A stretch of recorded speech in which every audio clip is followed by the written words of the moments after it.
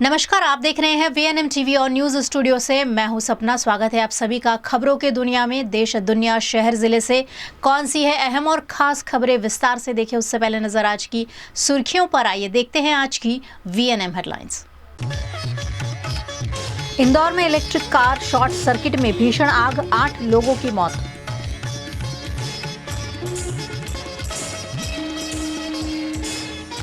गुजरात के अहमदाबाद में भीषण आग हादसा, 30 से ज्यादा दुकानें खाक।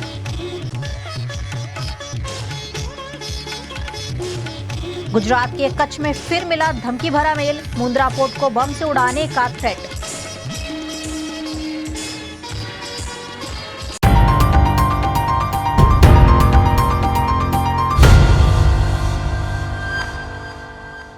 इंदौर में इलेक्ट्रिक कार में चार्जिंग के दौरान शॉर्ट सर्किट से भीषण आग लग गई, जिससे 3 मंजिला मकान चपेट में आ गया। इंदौर में इलेक्ट्रिक कार में चार्जिंग के दौरान शॉर्ट सर्किट होने से आग लग गई, जिसने 3 मंजिला मकान को अपनी चपेट में ले लिया।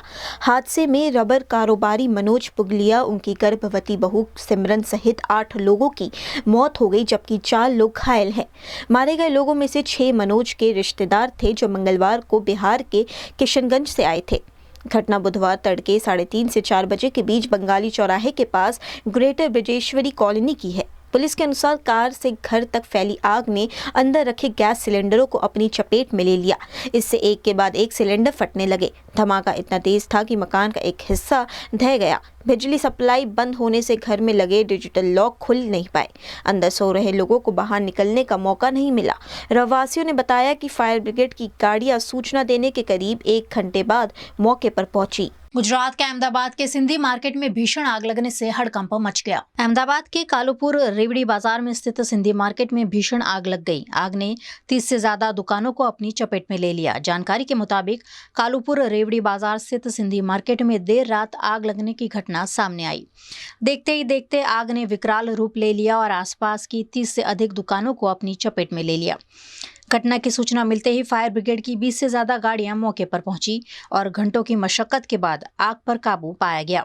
सिंधी मार्केट में ज्यादातर कपड़े और अन्य सामान की दुकानें होने की वजह से आग तेजी से फैलती गई। घना धुआं उठने से पूरे इलाके में अफरा तफरी और भय का माहौल बन गया। वहीं स्थिति का जायजा लेने नरोड़ा विधानसभा के विधायक पायल कुकरानी स्थल पर पहुंचे। एक तो ये शॉर्ट सर्किट से आग लगी है। मैक्सिमम 25 से ज्यादा दुकानें हैं और जैसे कि आप जानते हो 2 दिन के बाद हमारे सिंधी त्योहार है, ईद का भी है। खूब माल भी भरा है लोगों ने। उम्मीद थी, अब ये उम्मीद फिर पानी फिर गया है। और दूसरा क्या है, फायर ब्रिगेड तो टाइम से आ गई थी। और महत्व की बात यह है कि यहाँ पे जो लोकल मोमेडियन जो बच्चे थे उन लोगों ने बहुत सहकार दिया। उन्होंने भी हेल्प करी है हमको माल निकालने में, बहुत सहकार दिया है। यहाँ के लोकल मोमेडियन लोगों ने भी बहुत सहकार दिया है। भाई लाखों से करोड़ के अंदर तो हो ही गई, क्योंकि 25 से 30 दुकानें जली है, अभी भी आग बुझ नहीं रही है।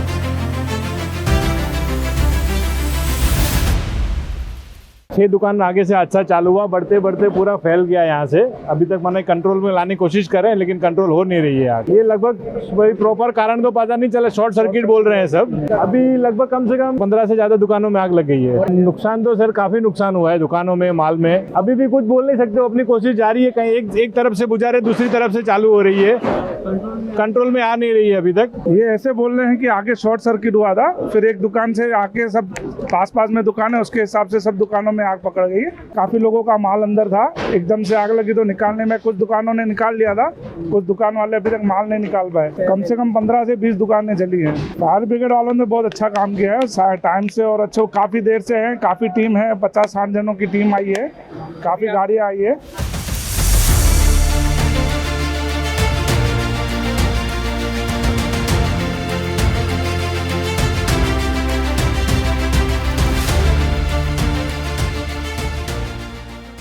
रीज़न ये हो सकता है, जो हमारे ध्यान पे अभी आया है, कि शॉर्ट सर्किट जो आमतौर पे हमने देखा है कि वो एक कारण बनता है।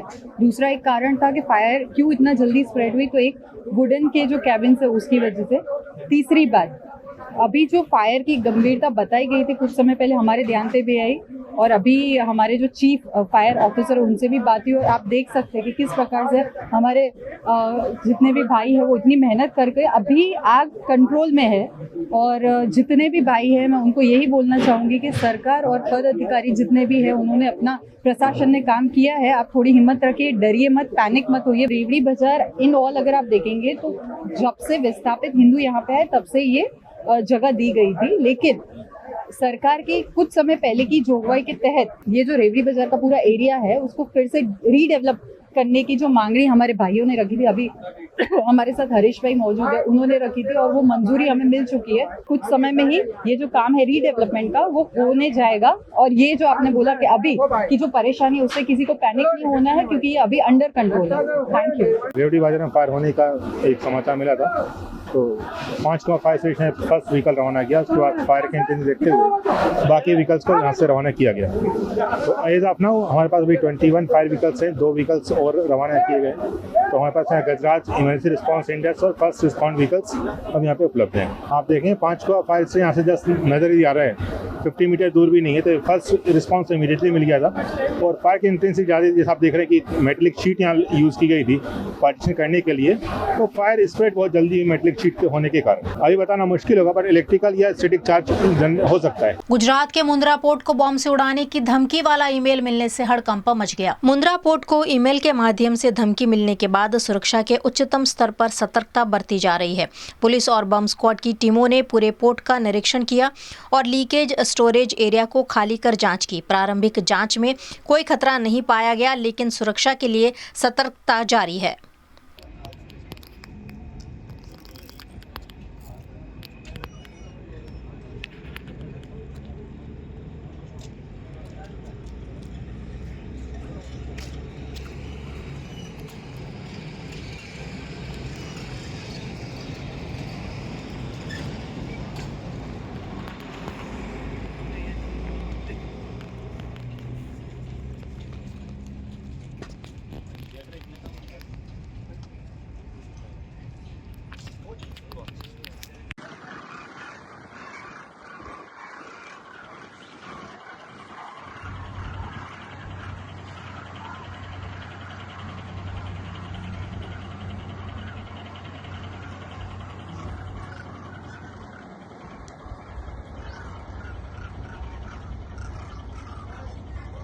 गुजरात के डभोई की 199 आंगनवाड़ी केंद्रों की करीब 400 कार्यकर्ता बहनों ने 3 दिन की हड़ताल शुरू कर दी है। डभोई क्षेत्र से एक बड़ी खबर सामने आई है, जहां 199 आंगनवाड़ी केंद्रों से जुड़ी करीब 400 आंगनवाड़ी कार्यकर्ता बहनों ने अपनी मांगों को लेकर 3 दिन की हड़ताल शुरू कर दी है। कार्यकर्ता बहनों ने एपीएमसी मैदान में जोरदार नारेबाजी के साथ विरोध प्रदर्शन किया। आज डभोई तालुकानी आंगणवाड़ी वर्कर और हेल्पर एपीएमसी ग्राउंड में भेगा थया छे અને 3 દિવસની હડતાલ છે। આજે 5 તારીખથી ઓનલાઈન કામગીરી પણ બંધ છે, તો બી સરકારની આંખ ઉઘડતી નથી। અમારો મેઇન મુદ્દો એવું છે કે આપણે હાઈકોર્ટે ચુકાદો આપ્યો હતો કે આંગણવાડી વર્કરને 24,800 પગાર અને હેલ્પરને 20,300, પણ હાઈકોર્ટનો ચુકાદો અમલમાં લાવતા નથી અને બહેનોને 10,000 પગારમાં ફક્ત આટલી મોંઘવારીમાં કેવી રીતે ઘર ચલાવી શકે? આજે બહેનો 10,000 પગારમાં તો મસાલા ફળ ને બધું લાવવાનું હોય તો પગાર બચે કેટલો? અને આજે ફળ બી 3 રૂપિયા આપે છે અને મસાલાના ભાવ એટલા બધો સરકાર ભાવ વધારે છે કે અમને બહેનોને બી એ ભાવ પોસાતો નથી। બધામાં સરકાર ભાવ વધારે છે, પણ આંગણવાડી બહેનોનું કોઈ એમને દેખાતું નથી। સરકારશ્રી દ્વારા આપવામાં આવેલી જે પોષણ ટ્રેકર એપ્લિકેશન છે, જેમાં એફઆરએસ કરવાનું, જે લાભાર્થી હોય એનું એફઆરએસ કરવાનું આવે છે, પણ જ્યારે બહેનો આંગણવાડી પર આવે છે ત્યારે એ બહેનોનું એફઆરએસ શક્ય બનતું નથી। નેટવર્ક ઇસ્યુ આવે છે, એરર ઇસ્યુ આવે છે, એવા ઘણા બધા પ્રશ્નો અંદર આવે છે, જેથી કરીને લાભાર્થીનો ટાઈમ પણ બગડે છે અને લાભાર્થીનો ટાઈમ બગડે છે અને ફરી વખત બોલાવવામાં આવે છે તો આંગણવાડી પર થતું નથી। તો બહેનો એવું કહે છે કે થતું નથી, પછી અમને શું કરવા બોલાવવામાં આવે છે, એવા જવાબો પણ અમને જાણવા મળ્યા છે।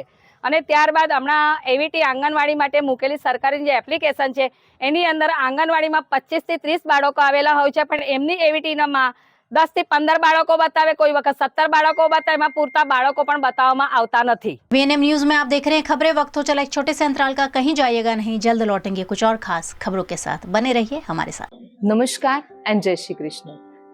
मार्च एंडिंग है और हर कोई अपनी कंपनी की बैलेंस शीट देखता है कि लास्ट ईयर के कंपेयर में हमने कितना ग्रोथ किया, पर मुनाफे से बड़ी बैलेंस शीट होती है भरोसे और प्रेम की। इसीलिए हम सारा गंडोईकर के लिए सबसे ज्यादा इम्पोर्टेंट है कि हमने हमारे अपनों को क्या दिया और मिलकर हमने कितना ग्रोथ किया। हमारे अपने यानी हमारा संपूर्ण सारा परिवार, जैसे कि सारा के कर्मचारी जो मुस्कुराहट के साथ आपका स्वागत करते हैं, सारा के सप्लायर्स और कारीगर जिनके हाथों से हर गहना तराशा जाता है, सारा के प्रिय कस्टमर्स जो पीढ़ियों से हम पर विश्वास करते हैं। Sara Gandevikar believes in growth with happiness. समाज में खुशियां बांटने के लिए हमने कई सोशल एक्टिविटीज का आयोजन किया। सोने की चमक तो हर जगह मिलेगी, पर भरोसे की रोशनी वही होती है जहाँ रिश्तों की बैलेंस शीट सबसे समृद्ध होती है। Sara Gandevikar jewellers, generations of trust.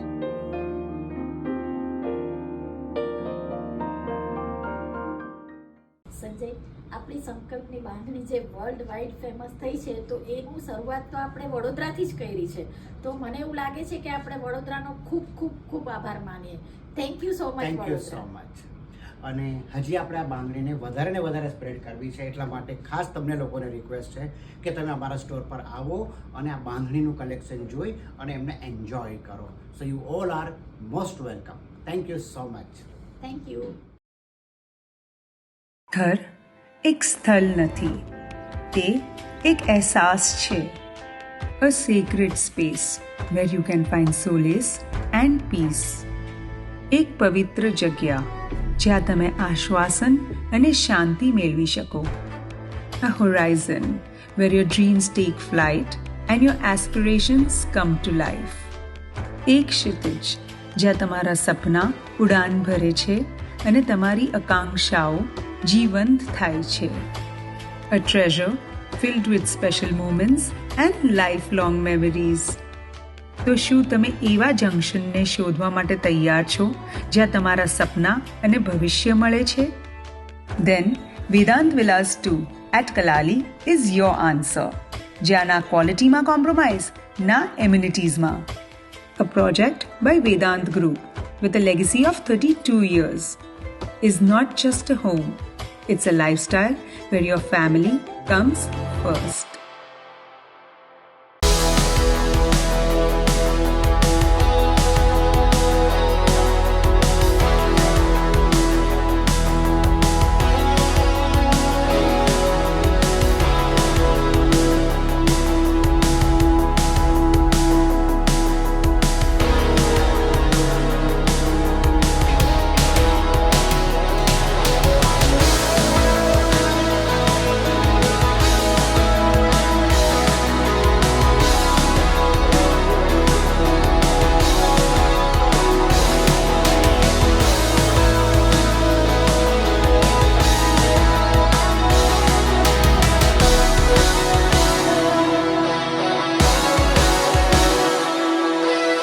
Rajya Sabha में आज 59 सांसदों को विदाई दी गई, जिसमें एच.डी. देवेगौड़ा, शरद पवार और रामदास आठवले शामिल रहे।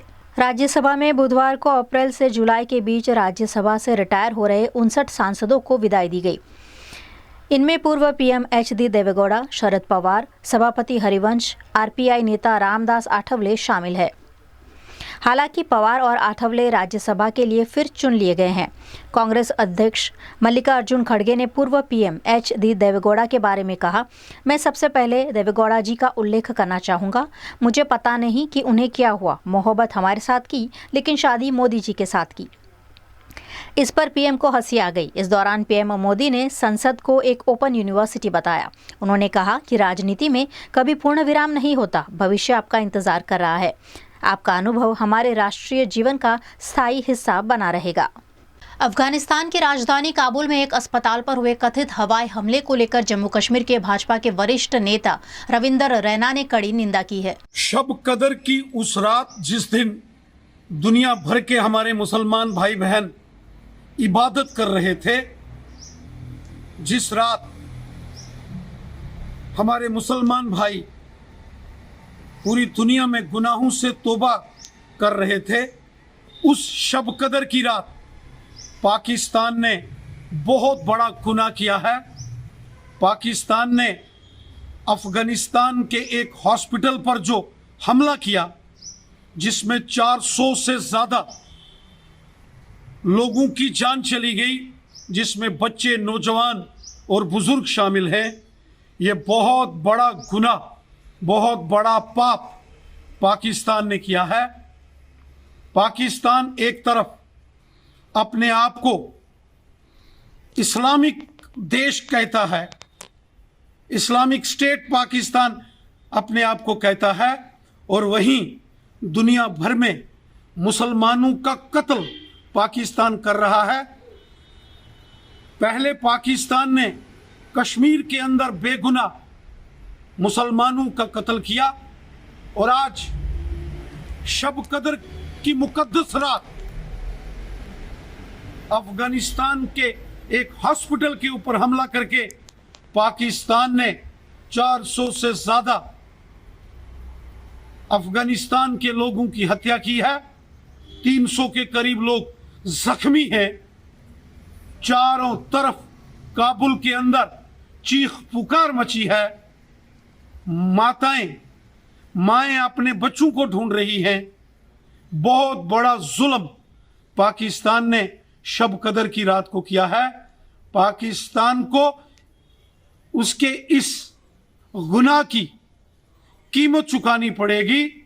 जितनी भी इंटरनेशनल एजेंसीज हैं, खासकर यूनाइटेड नेशन, उनको इसका नोटिस जरूर लेना चाहिए कि क्यों एक हॉस्पिटल के ऊपर अटैक किया गया। जंग के हालात में भी, जब दो मुल्कों में जंग चल रही हो, उस वक्त भी किसी हॉस्पिटल के ऊपर अटैक नहीं किया जाता।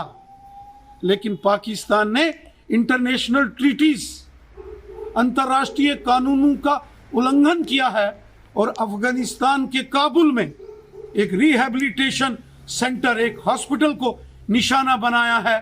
बहुत बड़ा जुल्म और पाप पाकिस्तान ने किया है। पाकिस्तान को इस जुल्म की कड़ी से कड़ी सजा मिलनी चाहिए। गुजरात के वडोदरा से एक बड़ी खबर सामने आई है, जहां वडोदरा सेंट्रल जेल में एक अंडर ट्रायल कैदी की मौत से हड़कंप मच गया है। वडोदरा की सेंट्रल जेल में एक अंडर ट्रायल कैदी की मौत से सनसनी फैल गई है। मृतक की पहचान 63 वर्षीय जयेश पंड्या के रूप में हुई है, जिन्हें हाल ही में एक केस में गिरफ्तार कर जेल भेजा गया था। जानकारी के अनुसार सुबह उनका रूटीन मेडिकल चेकअप भी हुआ था, लेकिन बाद में अचानक तबीयत बिगड़ने पर उन्हें सयाजी हॉस्पिटल ले जाया गया, जहां डॉक्टर ने उन्हें मृत घोषित कर दिया। इस घटना के बाद परिवार में भारी आक्रोश है। परिजनों का आरोप है कि केस गलत तरीके से दर्ज किया गया था और जेल प्रशासन की लापरवाही के कारण ये मौत हुई है। फिलहाल पुलिस और जेल प्रशासन मामले की जांच में जुट गए हैं और पोस्टमार्टम के बाद ही मौत के असली कारणों का खुलासा हो सकेगा। गुजरात के राजकोट में भावेश वणवी की हत्या मामले पुलिस को बड़ी सफलता हाथ लगी है। राजकोट में लोकल क्राइम ब्रांच ने भावेश वणवी हत्या का खुलासा करते हुए 3 आरोपियों को गिरफ्तार किया है। बताया जा रहा है कि गिरफ्तार आरोपी आपस में सगे भाई हैं और रियाधार इलाके के रहने वाले हैं। गिरफ्तार आरोपियों की पहचान रवि, सागर और गोपाल जोगराणा के रूप में हुई है। फिलहाल मामले की आगे की जांच अब SC/ST सेल द्वारा की जा रही है। एक मारामारी घटना बनेली हती राजकोट शहर खाते, जे अंतर्गत यूनिवर्सिटी पुलिस स्टेशन खाते हत्याना प्रयास बाबते फरियाद दाखल કરવામાં આવી હતી અને તેમાં સામેલ 3 આરોપીઓ અત્યારે સાગર જોગરાણા, ગોપાલ જોગરાણા તથા રવિ જોગરાણાની રાજકોટ શહેર પોલીસ દ્વારા ધરપકડ કરવામાં આવેલી છે।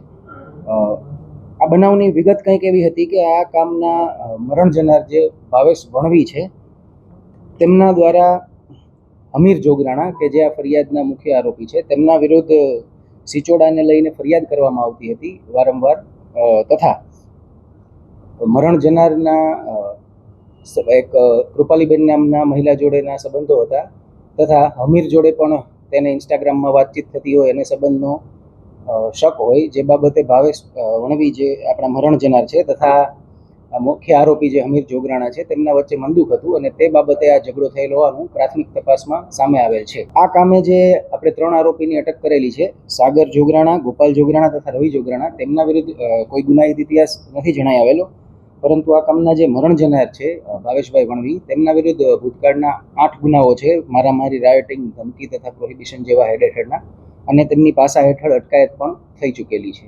આ બાબતે હજુ તપાસ ડિટેલ્ડ ઇન્ટરોગેશન અને તપાસ ચાલી રહી છે, પરંતુ જે 15 તારીખના રાત્રિના જ્યારે ભાવેશભાઈ તેમની સાથે રાહુલભાઈ પરમાર સાથે બાઇક પર જઈ રહ્યા હતા ત્યારે આપણે દ્વારકેશ પાર્ક મેઇન રોડ પાસે તેમના પર પાછળથી બાઇક પર અલગ અલગ માણસો દ્વારા આવી અને ધોકા પાઇપ વગેરે વડે હુમલો કરવામાં આવ્યો હતો અને ત્યારબાદ તેમને સ્વિફ્ટ ગાડીમાં નાખી તેમનું અપહરણ કરી અને આગળ જઈ અને છોડી દેવામાં આવેલ હતા. હાલ આટલી જાણકારી મળેલ છે.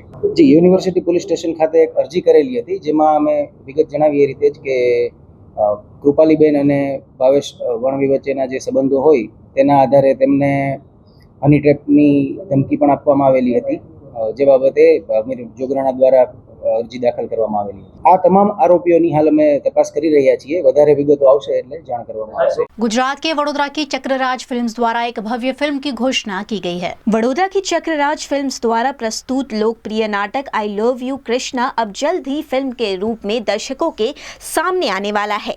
जो परिवार हंसता है वहाँ श्री कृष्ण का वास होता है जैसे भावनात्मक संवादों से सैकड़ों हाउसफुल शो देने वाला ये नाटक अब बड़े पर्दे पर फिल्म के रूप में धूम मचाने को तैयार है. इस फिल्म की खास बात यह है कि निर्माण, संगीत, गायन और मुख्य अभिनय की जिम्मेदारी वैष्णव आचार्य परम पूज्य पंकज कुमार जी महाराज खुद निभाएंगे. फिल्म चक्रराज फिल्म्स वडोदरा के अंतर्गत जिसका टाइटल है I love you Krishna, title ही सब कुछ बोल रहा है कि क्या होगा इस फिल्म में. मुख्यत्व अभी जो आधुनिकता समाज में फैल चुकी है, कहीं पे पॉजिटिव है कहीं पे नेगेटिव है, हमारी जो युवा पीढ़ी आधुनिकता की तरफ बढ़ रही है, उनमें आध्यात्मिकता भी आए, उसका भी जीवन निर्वाह करें वो लोग और उसको भी अपनाएं, हमारी परंपराएं, संस्कृति, सभ्यताएं को अपनाएं.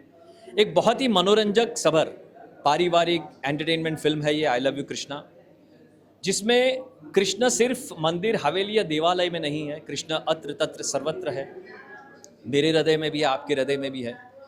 तो उसकी अनुभूति, उसको समझना, उसके महत्व को समझना, उसके स्वरूप को समझना और फिर आगे जीवन निर्वाह करना, ऐसा इस फिल्म का उद्देश्य है.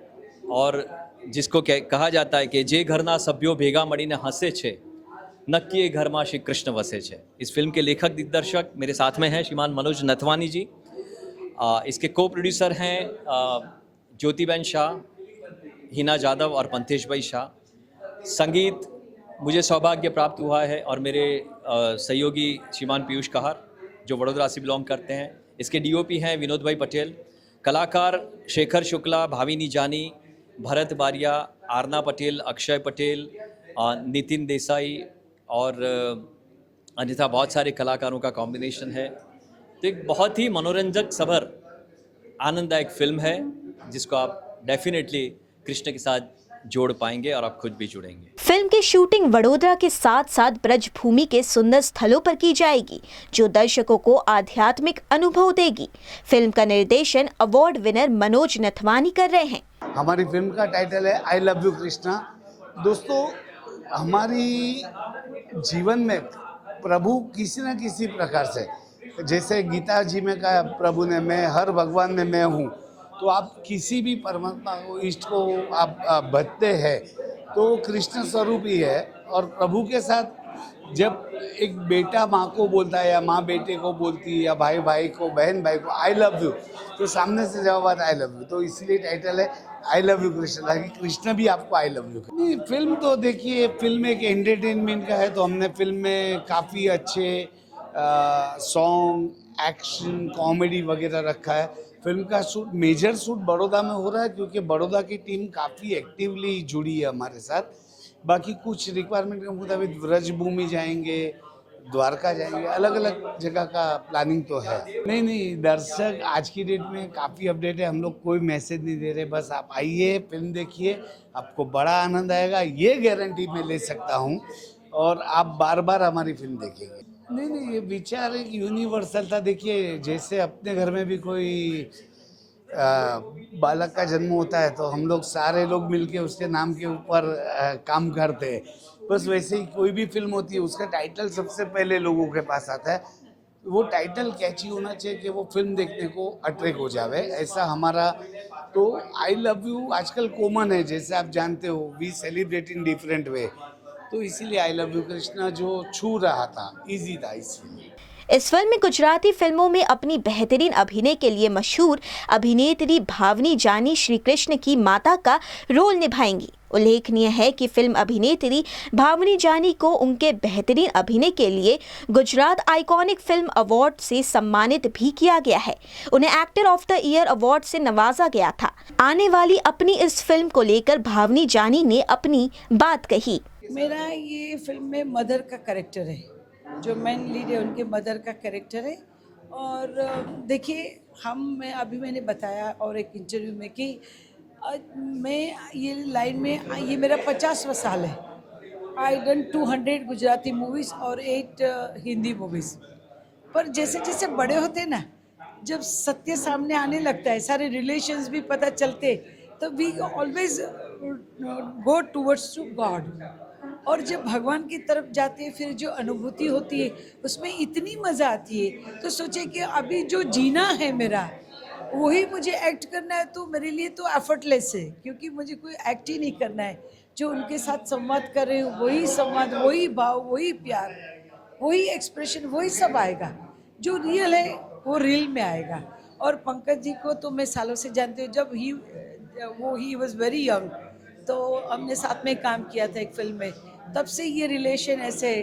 पर हमेशा वो इतना प्यार, आदर, सम्मान देते हैं, वो उनका संस्कार है। तो ये अच्छा लग रहा है इतने सालों के बाद फिर साथ में काम कर रहे हैं। तो दर्शकों को मैं और कुछ मैं तो क्या बताऊंगी, लेकिन फिल्म बताएगी जो बताना है वो, कि हम कहीं भी दौड़े, कुछ भी करें। अभी एक आपने रिसेंट एक देखा होगा कि जो एक डॉक्टर है, बहुत सारे दिन में कितने ऑपरेशन करता था, और ही वॉज अ बिलियनर। उन्होंने अपने आप को गन पॉइंट पे रख के वो मर गया। अगर आपको सच का पता चल जाता है ना कि सर्वे सर्वा कौन है, और वो मतलब वो राह पे अगर आप चले ना, तो आपको जितना मिला, जो मिला, जैसा मिला, आप मानोगे कि ये प्रभु प्रसाद है। और आपको इतना अच्छा लगेगा कि आप सोच नहीं सकते हो। एक बार इनकी लगन लगनी चाहिए। और मुझे 100% पता है कि ये फिल्म जरूर गुजराती दर्शकों को, कहीं सब दर्शकों को जो भी देखेंगे, उनको भगवान की, कृष्ण की लगन डेफिनेटली लगाएंगे। और जो ऑलरेडी उनके अंदर मई है, तो उनको वो साक्षात्कार भी कराएंगे। बहुत कठिन है। तो इसलिए तो वो है ना, हमने सबको पता है कि जब भगवान कृष्ण ने मिट्टी खाई, तो माँ यशोदा उसको मारने गई, और उन्होंने जब मुंह खोला तो पूरा ब्रह्मांड दिखा।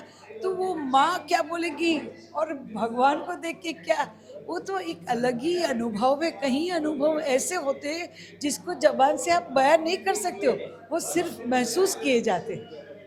और माँ और बच्चे का प्यार, वो सब यही चीज़ है, उसको महसूस करना होता है, बयान नहीं कर सकते। साथ ही इसमें कई प्रतिभाशाली कलाकार भी नजर आएंगे। इस फिल्म में भक्ति, परिवार और सकारात्मक जीवन मूल्यों का सुंदर मेल देखने को मिलेगा।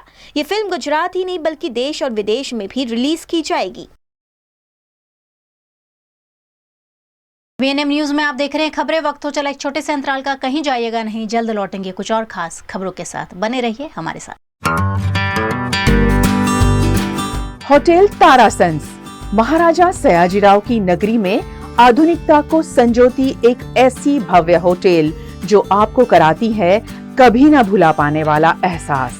तारास किचन के डाइनिंग में आपको मिलता है अलग अलग क्यूजिन्स का delicious pure veg test.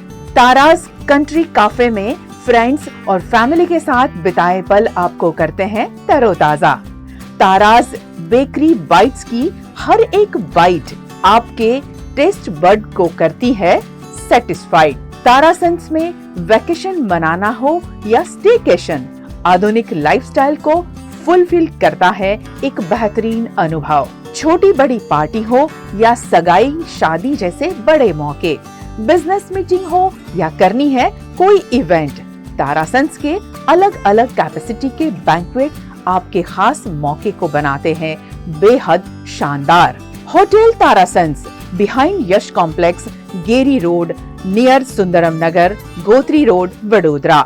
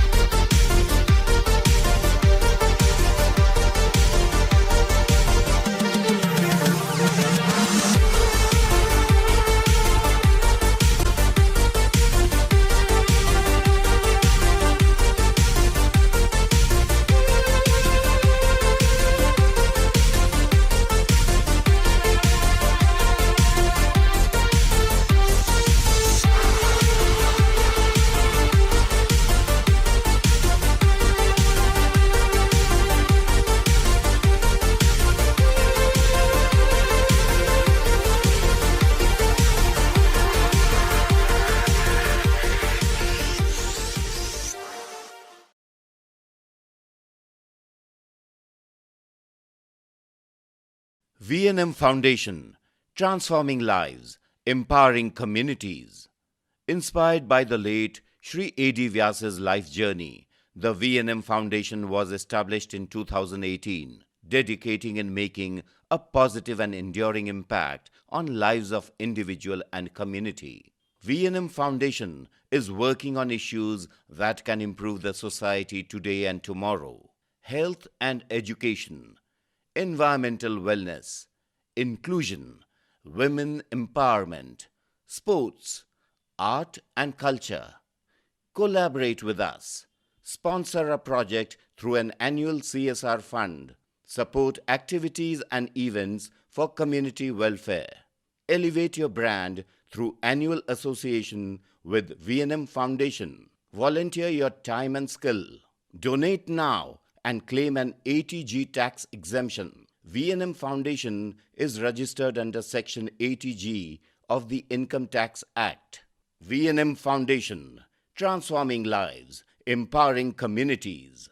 For more details, contact 918734872606 or 919879572606. Is this the new RUV? Yes, it's the BG RUV 350. First time in India. With 16-inch alloy wheels, a hyperdrive motor for tough roads, and all-metal sturdy body, BG Electric presents India's first RUV. Gujarat के नर्मदा जिले के नांदोद तालुका में शुरू होने वाली नर्मदा परिक्रमा की सभी व्यवस्थाएं पूरी कर ली गई है। नर्मदा जिले में नर्मदा परिक्रमा का शुभारंभ 19 मार्च से हो रहा है। परिक्रमा के लिए जिला प्रशासन और गुजरात पवित्र यात्रा धाम विकास बोर्ड ने श्रद्धालुओं की सुविधा हेतु व्यापक इंतजाम किए हैं। सभी घाटों पर जेटी, डोम, बैरिकेडिंग, स्वास्थ्य एवं पानी की सुविधाएं, दिशा सूचक बोर्ड, लाइटिंग, पार्किंग और टॉयलेट ब्लॉक उपलब्ध कराए गए हैं। बड़ी संख्या में श्रद्धालुओं के सुरक्षित उतार चढ़ाव और वीआईपी आगमन के लिए अधिकारियों को विशेष निर्देश दिए गए हैं। सीसीटीवी, सार्वजनिक पता प्रणाली, वरिष्ठ नागरिकों के लिए बैठने की व्यवस्था, इमरजेंसी मशीनरी जैसे व्यवस्थाओं का भी ध्यान रखा गया है। जिला कलेक्टर S.K. मोदी ने रामपुरा घाट का निरीक्षण कर अधिकारियों को आवश्यक मार्गदर्शन और तकनीकी निर्देश दिए ताकि श्रद्धालुओं के लिए नर्मदा परिक्रमा सुखद और यादगार अनुभव बन सके। उत्तर वाहिनी मां नर्मदानी परिक्रमा આવતીકાલે 19મી માર્ચથી શરૂ થાય છે અને 30 દિવસ ચાલશે, એટલે લગભગ 17મી એપ્રિલે આ પૂરી થશે। આપણે જાણીએ છીએ એ રીતે ભારતની તમામ નદીઓ પશ્ચિમ તરફ વહેતી હોય છે, ક્યાં તો પૂર્વ તરફ વહેતી હોય છે। નર્મદા નદી જ એક એવી છે કે જેની પરિક્રમા કરવામાં આવે છે અને એ પરિક્રમા પૈકી આ જે 7 કિલોમીટરનો જે પેચ છે એ ઉત્તર દિશામાં વહે છે, એટલે એને ઉત્તર વાહિની નદી કહી છે અને એના વાઇબ્રેશન કંઈક અલગ પ્રકારના હોય છે અને લોકો એટલે આની પ્રદક્ષિણા કરે છે। સરકાર તરફથી અને વહીવટી તંત્ર તરફથી આ વખતે અમે ખૂબ સારી વ્યવસ્થા કરી છે। આ વખતે અમે સ્પેશિયલ મહારાષ્ટ્ર, ગોવાથી બોટ મંગાવી છે અને નિયમ અનુસાર એ બોટનું સંચાલન થશે। એક બોટની અંદર લગભગ 50થી 60 જેટલા લોકો એમાં પ્રવાસ કરી શકશે। પરિક્રમાના રૂટની અંદર અમે 7 દુ 14 કિલોમીટરનો રૂટ છે, એમાં લાઇટિંગની વ્યવસ્થા કરી છે। રસ્તાઓમાં ઝાડી ઝાંખરા ને એ બધું સફાઈ કર્યું છે પંચાયત ડિપાર્ટમેન્ટ દ્વારા। તદુપરાંત વન્ય પ્રાણીના ભય રહેલો છે એ જોતા વન વિભાગે અને બીજા તમામ વિભાગોએ મળી અને એ વન્ય પ્રાણીના સંરક્ષણ માટે અને જે વ્યક્તિ પરિક્રમા કરતા હશે એના પણ રક્ષણ માટેની બધી વ્યવસ્થા કરવામાં આવેલ છે। પાણીમાં જવા માટેનું આગ્રહ ન રાખતા અહીંયા અમે મા નર્મદાનું પાણી સ્પ્રિંકલ દ્વારા અમે પૂરું પાડીએ છીએ અને એના માટે બાથરૂમ પણ અમે બનાવ્યા છે નાહવા માટે, તો ત્યાં નાય, કારણ કે અહીંયા મગરનો મોટો ભય રહેલો છે। એટલે પરિક્રમાવાસીઓને ખાસ વિનંતી કે અમે નર્મदा મૈયાનું જ પાણી અહીંયા કિનારા પર જ અમે વ્યવસ્થા રાખી છે, તો ત્યાં એ પોતે નાહી શકે છે। તદુપરાંત અમે જે તિલકવાડાથી શહેરાવ ઘાટ છે ત્યાં અમે લગભગ 2 કરોડ કરતાં વધુના ખર્ચે એક હંગામી બ્રિજ બનાવ્યો છે, જેથી કરીને લોકો એને બ્રિજ પરથી પસાર થઈ શકે। પાણી નો આવરો જે થાય છે એના પર પણ અત્યારથી અમે કંટ્રોલ કરવાનું ચાલુ કર્યું છે, જેથી કરીને પરિક્રમા સુપેરે પાર પડે. ગઈ સાલ અમે જે હેડ કાઉન્ટ કર્યા હતા એમાં 10 લાખ પ્લસ હતા, 11 લાખ જેવા હતા. આ વખતે અમને એવું લાગે છે કે સરકારશ્રી અને જિલ્લા વહીવટી તંત્રએ જે વ્યવસ્થા કરી છે અને સોશિયલ મીડિયામાં જે રીતના પ્રચાર પ્રસાર થઈ રહ્યો છે એ જોતાં એવું લાગે છે કે લગભગ 15 લાખ લોકો मां नर्मदा की परिक्रमा करते हैं. गुजरात के महसाना के नुगर गांव में ओएनजीसी के एक्सप्लोरेटरी वेल पर live of site mock drill का आयोजन किया गया. महसाना के नुगर गांव में ओएनजीसी ने अपनी सुरक्षा और डिजास्टर मैनेजमेंट क्षमता का परीक्षण किया. वेल JNYB पर आयोजित इस लाइव मॉक ड्रिल में वेल किक और ब्लोआउट जैसी परिस्थितियों का सृजन किया गया. ड्रिल के दौरान ब्लोआउट प्रिवेंटर तुरंत सक्रिय किया गया और फंसे हुए 3 घायल कर्मचारियों को सुरक्षित बचाया गया. Crisis management team, fire station, medical team और जिला प्रशासन के बीच शानदार समन्वय देखने को मिला. साइट पूरी तरह सुरक्षित घोषित की गई और ऑल क्लियर का सिग्नल जारी किया गया. ड्रिल का निरीक्षण ओएनजीसी के महसाणा एग्जीक्यूटिव डायरेक्टर सुनील कुमार, मामलतदार गौतम वाणिया और जिला प्रोग्राम ऑफिसर किंजल प्रजापति ने किया. आज हम लोगों ने E76018 एक हमारा ड्रिलिंग रिग है जो JNYB एक वेल है, एक्सप्लोरेटरी वेल, वहाँ पे ये मॉक ड्रिल का आयोजन किया गया था, जिसमें एक ब्लोआउट का सिनेरियो क्रिएट किया गया था. ब्लोआउट का मतलब होता है कि बिना कंट्रोल के जब हम वेल ड्रिल करते हैं तो उसमें कंट्रोल नहीं हुआ, आउट ऑफ कंट्रोल हो जाता है, तो वो सिनेरियो को हम ब्लोआउट कहते हैं. तो उस तरह का सिनेरियो क्रिएट करके कि उस तरह का सिचुएशन आता है, इमरजेंसी सिचुएशन, तो कैसे उसको हम कंट्रोल करेंगे, क्योंकि जब ये इस तरह का सिचुएशन होता है तो उससे ऑयल एंड गैस का अनकंट्रोल्ड फ्लो होता है और उसके कारण आग भी लग सकती है, अगल बगल गांव में नुकसान हो सकता है, गैस फैल के आग लगने से घरों में भी आग पहुंच सकती है. तो ये सीनियरों को क्रिएट करने के बाद में उसको कैसे कंट्रोल करना है, ये पूरा एक मॉक ड्रिल था.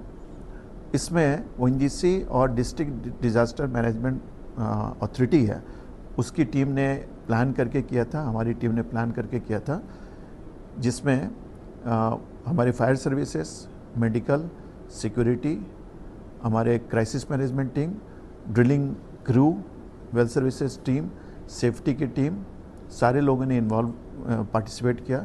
इसी तरीके से डिस्ट्रिक्ट के साइड से में फायर सर्विसेज की टीम, उनका मेडिकल, प्राइमरी हेल्थ सेंटर के जो डॉक्टर्स थे, पैरामेडिक्स थे, उन्होंने, फिर स्टेट गवर्नमेंट की जो सिक्योरिटी पुलिस थी, उन सारे लोगों ने पार्टिसिपेट किया. तो कुल मिलाकर करीब 12 डिपार्टमेंट्स ONGC और डिस्ट्रिक्ट के, इनका इसमें पार्टिसिपेशन था. मॉक ड्रिल हम क्यों करते हैं, क्योंकि इस तरह के सिचुएशन में हम कैसे काम करेंगे, हमारा कोऑर्डिनेशन कैसा है डिस्ट्रिक्ट टीम के साथ में, हमारे अंदर के जो डिपार्टमेंट्स है उसमें कोऑर्डिनेशन कैसा है, इसको तैयार करने के लिए, इसको चेक करने के लिए ये किया जाता है. और इससे कई बार जान माल का बहुत जो नुकसान होता है ना हो एक्चुअली में, तो हम कितने तैयार हैं, तो पूरी तैयारी को चेक किया जाता है. मैं भी वहाँ पे था, पूरा चेक कर रहा था कि कितने देर में टीम आती है, हेल्थ की टीम कब आती है, सिक्योरिटी की टीम कब आती है, जिससे कि रिस्पांस टाइम कितना रिड्यूस कर सके. और ये मॉक ड्रिल करने के बाद में जो गैप्स मिलते हैं उसको हम कैसे फिलअप कर सकते हैं, कैसे और फास्ट रिस्पांस हम कर सकते हैं, उसके ऊपर में हम लोगों ने विचार विमर्श किया कि कैसे हम और अच्छा काम इसमें कर सकते हैं. और हमेशा इस तरह का जो कार्यक्रम होता है तो मुख्य उद्देश्य क्या होता है कि अगल बगल के गांव में जो जान माल का नुकसान हो सकता है, या खेतों में ऑयल जा सकता है, खेडूत को नुकसान हो सकता है, उसके फसल को नुकसान हो सकता है, इन्वायरमेंट को नुकसान हो सकता है, तो ऐसा ना हो, किसी का भी कोई लॉस ना हो, इससे प्रोटेक्ट करने के लिए ये सारी तैयारी होती है. गुजरात के वडोदरा में बड़ौदा डेयरी में 4 जोन की डायरेक्टर चुनाव प्रक्रिया शुरू हो गई है. बड़ौदा डेयरी में 4 जोन की डायरेक्टर चुनाव प्रक्रिया शुरू हो चुकी है. DSR जोन में प्रतिष्ठा की जंग सबसे ज्यादा चर्चा में है. वर्तमान डायरेक्टर कुलदीप सिंह राहुल जी और भाजपा समर्थित उम्मीदवार सुरपाल सिंह परमार आमने सामने है. सुरपाल सिंह का कहना है कि इस चुनाव में उनका जीतना सुनिश्चित है, क्योंकि कुलदीप सिंह ने अन्याय किया है, उनका हारना तय है. 14 વધારે ડેરીઓ બંધ કરાવી દીધી છે. જેને મત ના આપે તેવી ડેરીઓ બંધ કરી દીધી. એક મત ના આપે તો એમના ગામમાં 100 થી 500 પશુપાલકો હોય છે, જે પશુપાલકો દૂધ ભરતા હોય ડેરીમાં.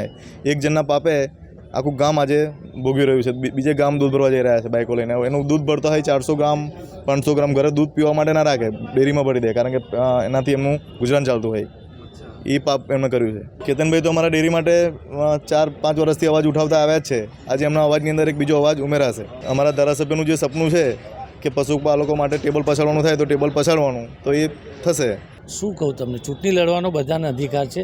ચૂંટણી કોઈ પણ વ્યક્તિ લડી શકે. 4 ઝોનમાં દરેક 4 ઝોનમાં ચૂંટણી થઈ રહી છે. એમને એટલી જ ખબર નથી કે મારા ઝોનમાં કેટલી ડેરી આવી છે. એમને ખાલી એવું પૂછો ટોટલ ડેરી કેટલી છે, કેટલી બંધ છે. દૂધના અભાવે, દૂધના પુરવઠાના અભાવે ડેરી બંધ કરી છે. અમે તો દૂધ ઉત્પાદકોની સેવા કરવા છે. કોઈ મંડળીને પડતી મુશ્કેલીઓ એને દૂર કરવાની, પણ દૂધના પુરવઠાના અભાવે મંડળી બંધ થઈ છે. કોઈ કુલદીપસિંહના કહેવાથી મંડળી બંધ થઈ નથી. એ કહે છે 16, એમને ખબર જ નથી આંકડો કે મારા ઝોનમાં કેટલી મંડળી આવેલી છે, કેટલી અત્યારે ચાલુ છે, કેટલી બંધ છે. મતદારો નીડર તરીકે મતદાન કરી રહ્યા છે. મને પૂરેપૂરો ભરોસો છે સાંજે 4 વાગે મારા તરફે પરિણામ આવવાનું છે.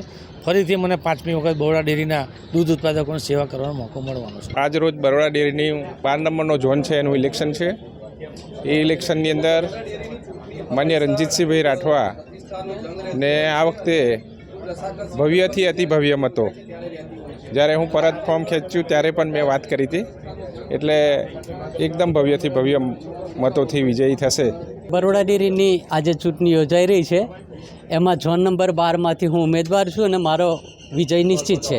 ના, ચૂંટણી તો લોકશાહી ઢબે જ ચાલી રહી છે, પરંતુ ચડાવ ઉતાર ચાલ્યા કરે. દૂધ ઉત્પાદકો અને પશુપાલકો સાથે હર હંમેશ મારો નાતો રહ્યો છે. એટલા માટે જ હું સતત 1992થી બરોડા ડેરીના નિયામક મંડળમાં ચૂંટાતો આવ્યો છું અને આ વખતે પણ મતદારોનો અને દૂધ ઉત્પાદકોનો સહકાર મારા તરફી રહેશે અને મને વિજેતા બનાવશે. ગયા વખતે બિનહરીફ હતા. આ લોકશાહીમાં દરેકને ચૂંટણી લડવાનો અધિકાર છે, એટલે આ वक्त चुटनी થઈ રહી છે. गुजरात के वडोदरा की बहुचर्चित बरोड़ा डेयरी चुनाव में आखिरकार नतीजों के बाद तस्वीर साफ हो गई है. बरोड़ा डेयरी की प्रतिष्ठित और रसाकसी भरी चुनावी जंग में डेसर जोन से सुरपाल सिंह विजेता बनकर उभरे हैं. इस सीट पर मुकाबला बेहद कड़ा था, जहां 2009 से डायरेक्टर रहे कुलदीप सिंह को हराकर सुरपाल सिंह ने बड़ा उलटफेर कर दिया. चुनाव में बीजेपी की आंतरिक खींचातान भी खुलकर सामने आई, लेकिन इसके बावजूद मतदाताओं ने सुरपाल सिंह पर भरोसा जताया. जीत के बाद डेयरी परिसर के बाहर सुरपाल सिंह के समर्थकों ने जमकर जश्न मनाया. समर्थकों ने उन्हें कांधों पर उठाकर अपनी खुशी जाहिर की और पूरे माहौल को जश्न में बदल दिया. इस जीत के साथ ही बरोड़ा डेयरी की इस हाई प्रोफाइल चुनावी लड़ाई का अंत हो गया है, जिसने लंबे समय से सभी का ध्यान अपनी ओर खींच रखा था. અમારા ડેસર ઝોનના મતદારોનો ખૂબ ખૂબ આભાર. ભારતીય જનતા પાર્ટી સંગઠનનો પણ ખૂબ ખૂબ આભાર. સાવલી તાલુકાના લોકપ્રિય ધારાસભ્ય શ્રી કેતનભાઈ ઇનામદારનો વિશેષ આભાર માનીશ કે મને નાની ઉંમરની અંદર ડિરેક્ટર બનવાનો મોકો આપ્યો. અમારી ભારતીય જનતા પાર્ટીનો ખૂબ ખૂબ આભાર કે પાર્ટીના મેન્ડેટથી જ હું આજે ચૂંટણી જીત્યો છું. પાર્ટીના લીધે જ હું આ ચૂંટણી જીત્યો છું. પશુપાલકોના હિતમાં જે પણ નિર્ણય લેવામાં આવશે, સારા નિર્ણય માટે મારું યોગદાન રહેશે. કાનમાં તેવું હાર જીત થયા કરે. આજે ને તો ફરી દૂધ વધુમાં વધુ ભાવફેર મળે એવું કાર્ય કામ કર્યું. ધારાસભ્યએ પોલીસનો ઉપયોગ કર્યો, સરકારી તંત્રનો ઉપયોગ કરી, ધમકાયા, ડરાયા, ઘરેથી જબરજસ્તી ખેંચી લઈ ગયા અને મતદાન કર્યું. રસ્તામાં આવતો એને ગઈકાલે બી રોકી લીધા અને એમના ખેમામાં લઈ ગયા. એ પ્રમાણે મને એવું લાગ્યું કે ખરેખર પોલીસ તંત્રનો અને સરકારી મશીનરીનો ખૂબ ભરપૂર ઉપયોગ કરી અને મને હરાવવામાં આવ્યો છે. એમાં કોઈ ફરિયાદ કરવાના તમે? કોઈ ફરિયાદ નહીં. હવે તો જે થઈ ગયું થઈ ગયું. ફરી 2030માં લડીશું. હવે તો 25 तारीखे जवाब આપવાના છે. गुजरात के वडोदरा जिले के चांदोद से एक दिल दहला देने वाली घटना सामने आई है, जहां शादी के महज 3 साल के भीतर ही एक विवाहिता ने फांसी लगाकर अपनी जीवन लीला समाप्त कर ली. गुजरात के चांदोद जिले में रेलवे कॉलोनी में रहने वाली कोमल नाम की विवाहिता ने अपने घर के रसोई घर में दुपट्टे से फांसी लगाकर आत्महत्या कर ली. जानकारी के अनुसार कोमल की शादी 29 नवंबर 2023 को राजस्थान के सवाई माधोपुर निवासी राहुल सिंह खंगार के साथ हुई थी, जो चांदोद में रेलवे विभाग में ट्रैक मेंटेनर के रूप में कार्यरत है. घटना उस समय सामने आई जब राहुल शाम करीब 5:30 बजे ड्यूटी से घर लौटा और अपनी पत्नी को फंदे से लटका हुआ पाया. कोमल को तुरंत चांदोद प्राथमिक स्वास्थ्य केंद्र और फिर उसे फोफलिया अस्पताल ले जाया गया, जहां डॉक्टर ने उसे मृत घोषित कर दिया। घटना की सूचना मिलते ही चांदोद पुलिस मौके पर पहुंची और शव को पोस्टमार्टम के लिए डभोई सरकारी अस्पताल भेजकर जांच शुरू कर दी गई। वहीं मृतक के परिजनों ने ससुराल पक्ष पर गंभीर आरोप लगाए हैं। उनका कहना है कि कोमल को लंबे समय से घर में झगड़ा, तनाव और शारीरिक मानसिक प्रताड़ना का सामना करना पड़ रहा था, जिसके चलते उसने ये कदम उठाया। फिलहाल पुलिस पूरे मामले की गहराई से जांच कर रही है।